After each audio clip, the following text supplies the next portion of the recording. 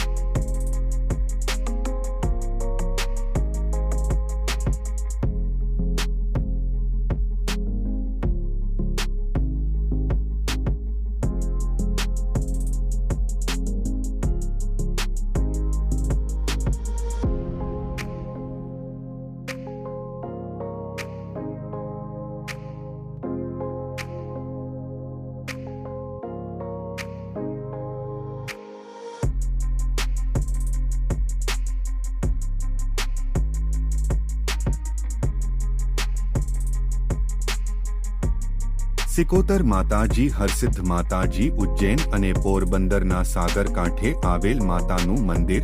આ દરિયા અને સાગર ખેડુ લોકો સિકોતર માતાને દરિયા દેવી તરીકે પૂજન કરે છે, તેમજ કેટલાય હિન્દુ જ્ઞાતિના કુળદેવી તરીકે પૂજનીય છે.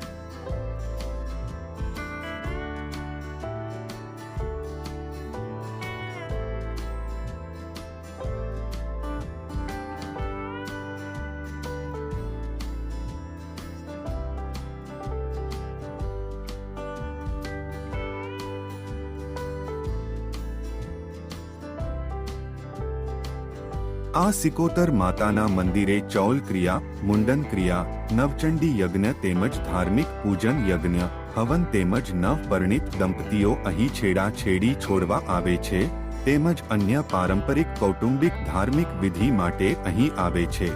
અહીંયા બાળકોને રમવા માટે બગીચો પણ છે.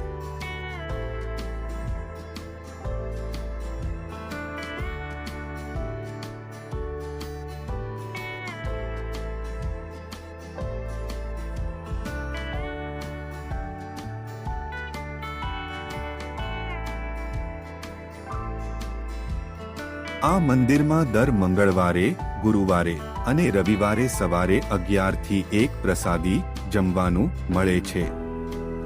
શ્રી સિકોતેર માતાના મંદિરની બાજુમાં શિવજીનું મંદિર, જેમાં ખૂબ જ ઊંચું શિવલિંગ પણ છે. આ મંદિર પાસે નજીકમાં દરિયાની ખાડી આવેલી છે, જ્યાં ઘણા બધા લોકો ફરવા જાય છે. આ ખાડી સુધી ગાડી લઈને જઈ શકાય છે.